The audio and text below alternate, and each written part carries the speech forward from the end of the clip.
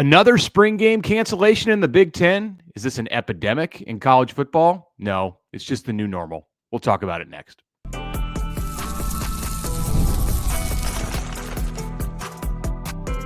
You are Locked On Nebraska, your daily Nebraska Cornhuskers podcast, part of the Locked On Podcast Network, your team every day. Hello, and thanks for making Locked On Nebraska your first listen every day. We are free and available wherever you get podcasts and on YouTube, part of the Locked On Podcast Network, your team every day. All right, welcome. It is Tuesday. I'm Connor Happer of 1620 The Zone in Omaha. Mitch Sherman from The Athletic is here as well this morning.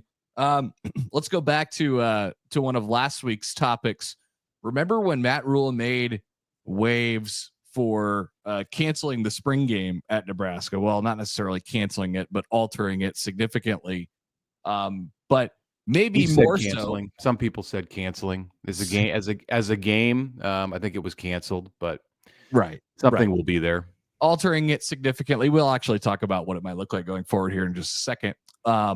But the reasoning, it turns out, may have been the more headline grabbing thing here, because yesterday Ohio State did exactly the same thing. They have altered their spring game significantly. They will not have a scrimmage, it appears. They will have a spring showcase, but there was no mention of tampering. There was no mention that they wanted to protect the players on their roster or anything like that. And so I think this kind of, is a little bit quiet, not so much here because in Nebraska we notice everything, but Mitch, I found it interesting how that story sort of went out there yesterday. They noticed everything at Ohio State too, and you may have noticed, I think some people in Ohio did, that Ohio State won the national championship a few weeks ago.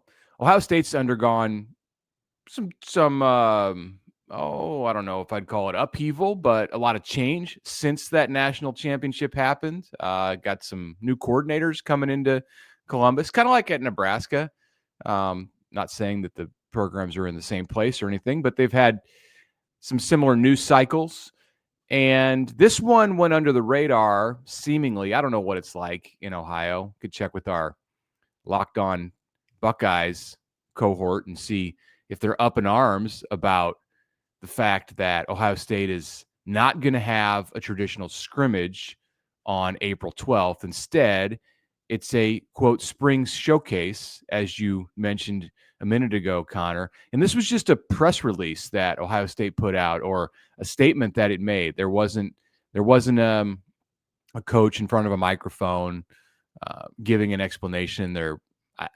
I'm not aware of Gene Smith, the athletic director, being on the radio discussing this, as Troy Dannen has done. Ross Bjork. Yeah, gosh, what year am I living in? Thank you. You got to shake the gremlins out this morning. You're like, well, I think I'm back in 2020. I got all kinds of issues going on. Maybe we'll talk about it later in the show, but not Gene Smith is retired. Anyway, why don't you take this conversation? Andy Kendi sat down for an interview with Troy Dannen, Nebraska's athletic director, and it aired on Sunday on KETV. And Dannen detailed some of the things that Nebraska might do on April 26th instead of having a big scrimmage on BTN. And he said he was intrigued by the Pro Bowl. So, have you ever heard anyone say they were intrigued by the Pro Bowl before? No, increasingly less people every year are intrigued by the Pro Bowl, I think. And I think the idea, by the way, it was really good stuff. It was wide ranging for about a half hour there with Andy and Troy Dannen. And we'll talk about some more of his thoughts coming up during the rest of this show. But I think the main thing that they're sort of going to try and attack for that day is, an all sports sort of showcase where you can get other student athletes involved. Dannen wasn't even sure if they were going to sell tickets to it. Like maybe people just show up and it's a celebration or something like that. So concessions, they'll make some money. Yeah, definitely. There's that. Yeah, they'll find a way to make some money off of it. But I think the whole spring game, being a football game and being a tradition, like it's just over. And honestly, I think it's okay. And other schools seem to be pointed that direction as well. Now that Mitch, now that we're a little removed from the reasoning and what Matt Rhule said, and the fact that you've been able to come to terms a little bit with the fact that it's not going to be there. Like, do you think he should have said the tampering part? Like, he could have just said, "Hey, look, we're not gonna, we're gonna do something a little bit different for the spring game. There's a lot of different reasons why, but it's gonna look different. So get prepared for it." He definitely wanted to talk about that. I think it's definitely been on his mind over the past couple of months. And every time that he's been in front of the media since the end of the season, there have been more pressing things like you just lost your defensive coordinator, or are you going to be able to lock up your offensive coordinator, or what's wrong with your special teams, or what's going on in the portal, or, getting ready for a bowl game. So he had this moment in early February where it was like he had something that was kind of weighing on him. And I think he'd been wanting to talk about it for a while. And I've heard Matt Rhule talk about this before, that, it's really, there really are no rules. And he used the spring game conversation as a way to get into that. And I don't know, maybe he knew that, and that's why he did it, that it would generate the kind of buzz that it did. But whatever, that's in the past. Like it's gone. I'm sure it'll come up again. Like, at some point on social media when whatever, somebody wants to throw dirt on Nebraska, well, why don't your coach just go complain about tampering? Who wants your players anyway? That kind of stuff. But no, I mean, Ohio State also doesn't know what it's going to do for ticketing for this April 12th thing. We're walking into new territory. The Buckeyes said that it remains undetermined if they're going to sell tickets. And mind you, Nebraska and Ohio State had the two largest, most attended spring games a year ago, and typically are both right there in the top 5. So these are two schools out of a very small group that actually do make money from charging fans to come in and watch a scrimmage in April. And now it seems that both are on the way to no longer doing that. So, or at least no longer having that product out there. I'm interested in this can go in some fun directions, but like, what should Nebraska do? And yeah, we know he said that they're going to play maybe a volleyball match at Devaney. There's a rule now that you can have an on-campus match and an off. So they'll do their one in Western Nebraska. Like you're not going to get cheated out of that, rural Nebraskans. But they could do one at Devaney also, a match like against another team. Soccer, perhaps at Memorial Stadium, is something that was brought up. So it's not going to be a huge draw, but it would be fun for the Nebraska women's soccer team. What can they do from a football standpoint that actually could interest people? Like the Pro Bowl thing. Like, are you in any way intrigued to see like a flag football game or a touch football game that includes some Huskers and like some alumni? Dannen mentioned Eric Crouch throwing the football. I mean, if you're not playing football, I don't know how much you could do really. You're out. I am. And I think, frankly, like Nebraska is too, it seems like I think what they're going to do, instead of try to, pigeonhole or square peg round hole their way to like trying to make this a thing, they'll do something, and there won't be whatever 1,000 people there. It'll be a small event where people could gather and whatever, and like you said, buy concessions, and they'll have to find their way. They'll have to find other ways to make money, bring in revenue off of other things they do throughout the year, whether that's a concert, or a different sporting event that's at Memorial Stadium, or different ways to use their other facilities. Like, I think they're just going to have to recoup that. Like that's the direction that the football coaches decided to go with the spring game, and I think it's up now to the rest of the athletic department to find out different ways to do things. It's not for me. I don't know who it is for. I don't know who the skills competition is for. It's obviously for somebody, but it's it's definitely not for me. I think the players would like it, and I think there's a segment of the fan base that would too. It's not going to draw 60,000. I think if they had more time, like if they have a committee to plan the spring showcase, the spring weekend, if they've got months instead of just weeks to think about this and plan it out over a year, and maybe have a test run this year that's on a smaller scale and see how it goes, that like in 2026 they could actually make this something that is a new tradition for Nebraska and is like a celebration of football, a celebration of, it's football, but if you, it's a celebration of all fall sports, and you want to do it, and you can incorporate spring sports. Nebraska baseball's on the road that week of April 26th. But presumably half the time Nebraska baseball is going to be at home having a Big Ten series. If the weather's good, you could really turn that into something. It'd be different.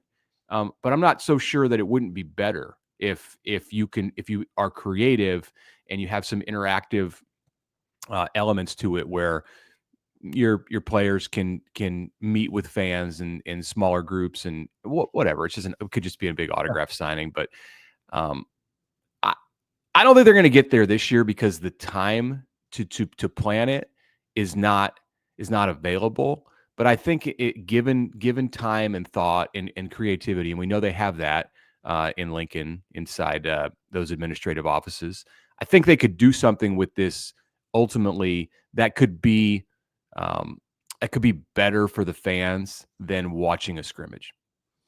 Coming up next, Troy Dannen also updates us on the short-term and long-term status of Memorial Stadium.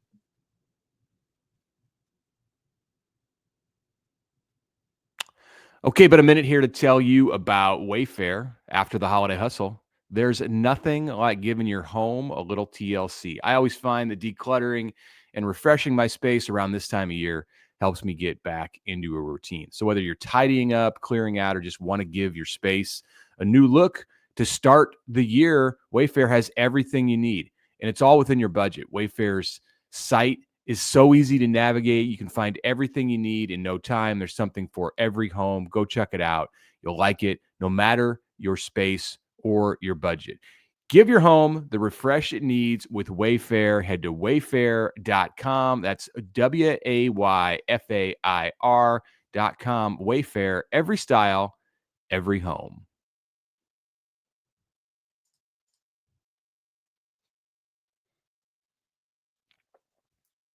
All right, welcome back. Tuesday episode of the Locked On Nebraska podcast. I'm Mitch Sherman from The Athletic. Connor Happer, 1620 The Zone, is with me. Connor, how's your morning going? All right. Fine so far. You know, Mitch, how are you? Snow. We're getting some snow. It's going to happen. Yeah, there's a dusting out there, but we could be covered in many feet of snow at this time tomorrow on Wednesday. Oh, really? Is that your understanding? No, it's I have no understanding of the weather. Actually, my wife just informed me of this like several minutes ago. I have not been paying attention to the weather this week, apparently. Yeah, it's fluctuating. I think I've seen as high as like 5 inches of snow is what we can expect in the Omaha area.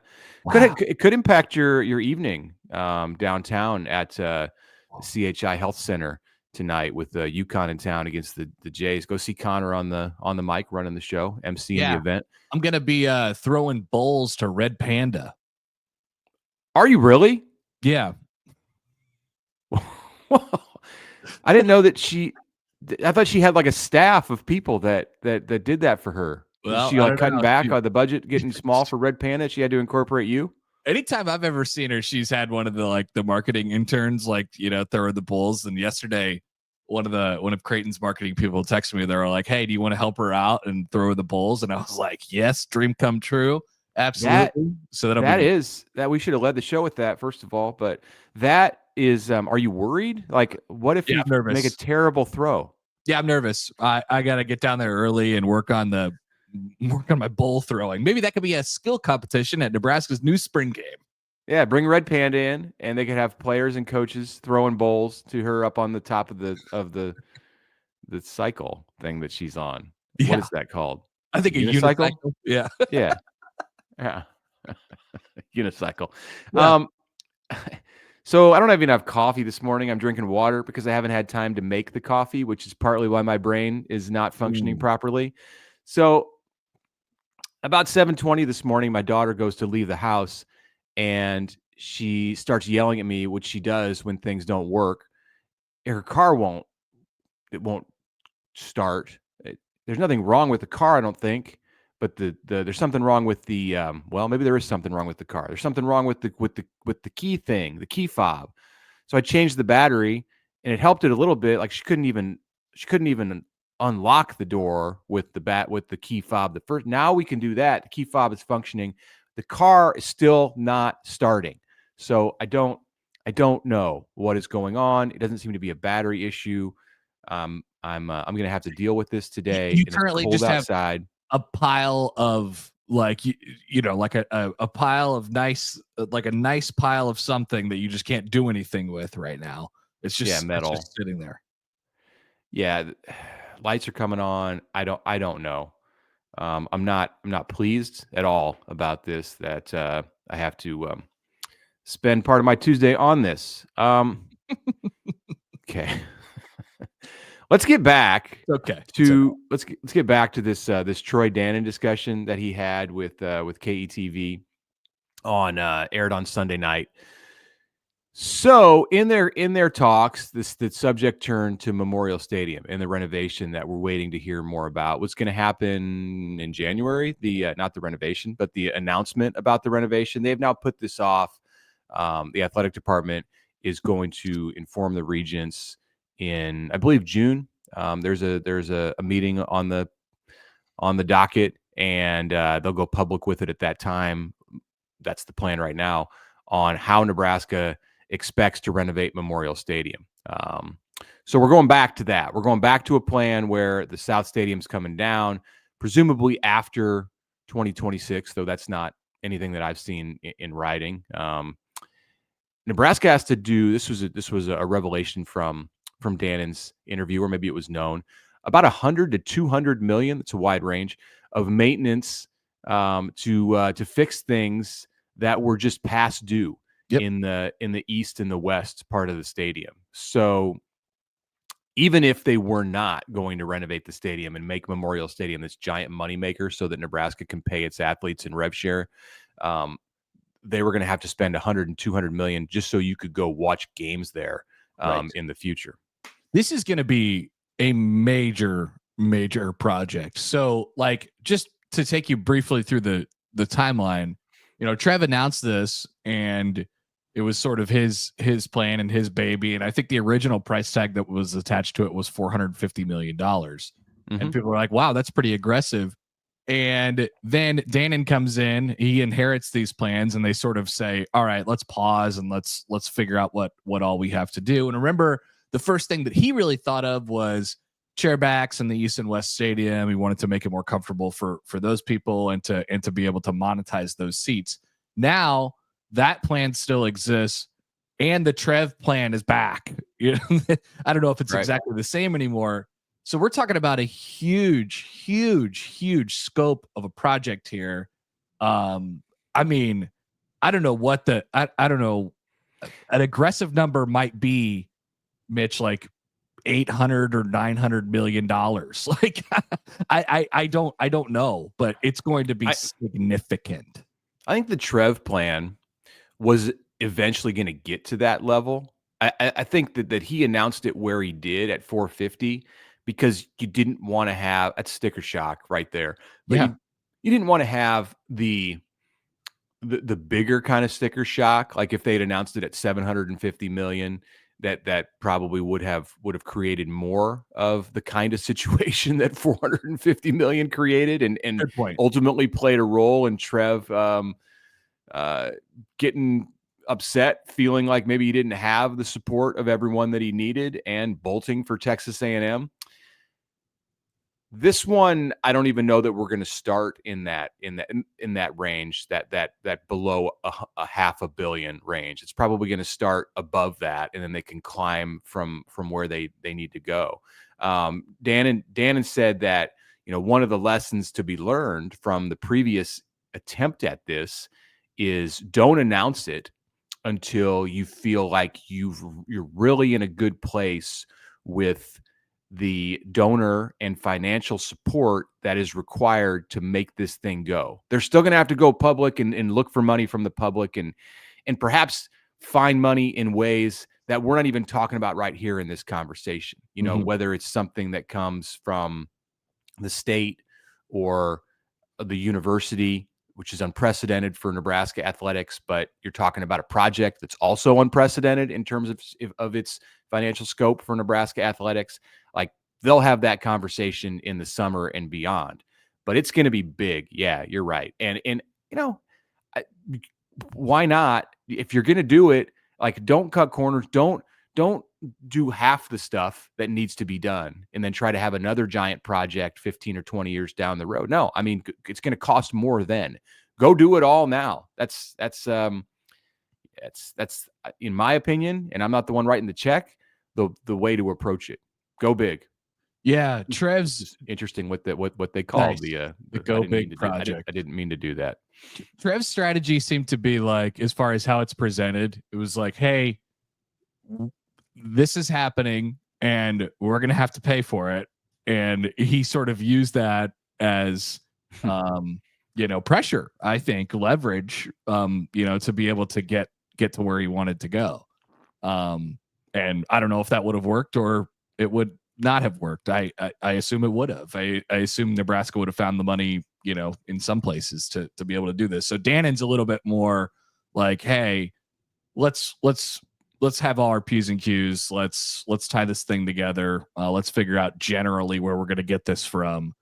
And then we could say confidently, here's what it is, and here's what it's going to be, and here's when it's going to be done. And yeah, there is going to be, I don't know what the thing people are most worried about with this, whether it's the money or whether it's the disruptions in the stadium, but there's going to be both of those over the next several years. One of the things that was a big talking point when Alberts unveiled his plan, and this would have been going on now, like they'd have been taking the South Stadium down now. That's been pushed back 2 years by this this pause. One of the things that was in the Alberts plan was to go a season without having people in the South Stadium, and I don't get the feeling that that's going to be the case with the Dannen version of this. I think after the South comes down in 2026, that Nebraska will try. I'm sorry, that happens after the 26th season. So you're talking about 2027, like 2 years from now, you could walk out to the Memorial Stadium and they would be removing the south end zone, the south side.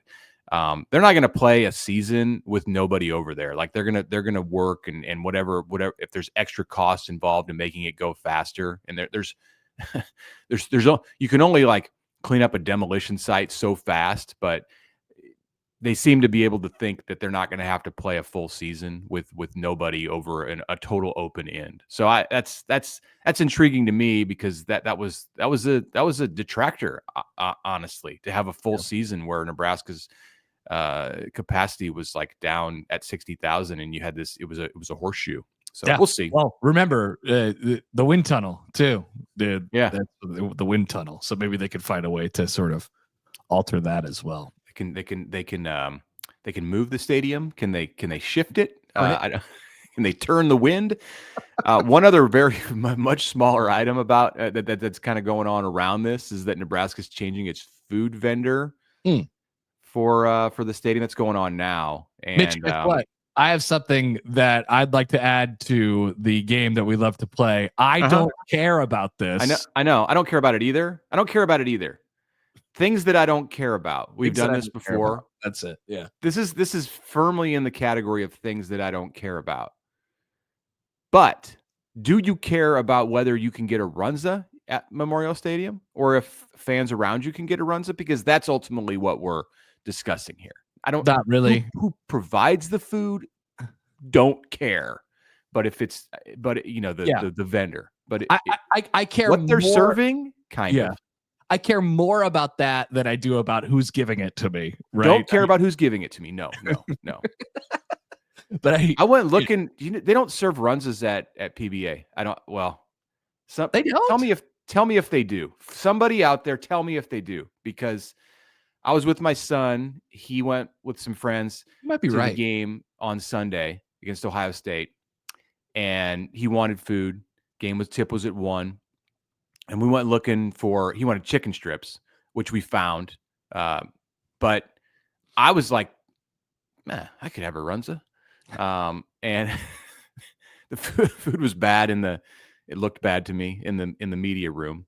So I was going to, but I don't, unless there's like a one-off, like a Runza stand or something, I don't think they serve Runzas at PBA. And I also don't think that the world has ended as a result of it, but I could be wrong. Yeah, I don't think so. I guess I haven't really thought about this, but I don't think in all my years and many times at Pinnacle Bank Arena I've ever seen anybody with a Runza. So I'm gonna cautiously agree with you that is the case. We could let's finish up that conversation of things that we don't care about. No, I want to say one more thing. You know what you could do? You know what you could do if you desperately have to have a Runza around your football game experience, and for whatever reason, and I think that this new vendor they should sell Runzas. Why would you not? Why would you make people mad? I don't know. What you can do if they are making people mad is on your way to the stadium, you could stop at one of the 27 Runzas that exist within a 4-mile proximity of Memorial Stadium and buy a Runza and then eat it as you're parking your car before you go in. Yeah, it's a long walk into the stadium depending on where you're parking. So yeah, grab some Runzas and some fries and then take a walk, and all of a sudden also they're gonna stop you if you're walking in with a Runza, or you can just shove it in. You know, you got options. That's the point here. All right. They also double as hand warmers. So yeah, that's right. The Midwest hand warmer. A couple more things that Dannen talked about from the athletic department revenue piece of this, including revenue sharing. Next.